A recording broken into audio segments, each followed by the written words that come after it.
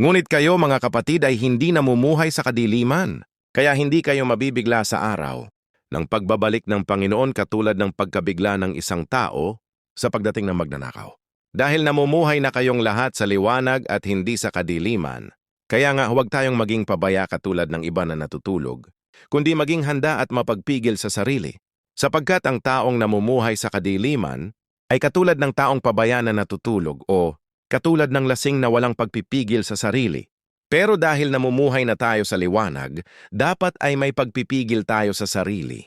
Gawin natin bilang panangga sa dibdib ang pananampalataya at pag-ibig, at bilang helmet naman ang pag-asa natin sa pagliligtas sa atin ng Diyos. Sapagkat hindi tayo itinalaga ng Diyos para sa kaparusahan, kundi para sa pagtatamo ng kaligtasan sa pamamagitan ng ating Panginoong Hesukristo.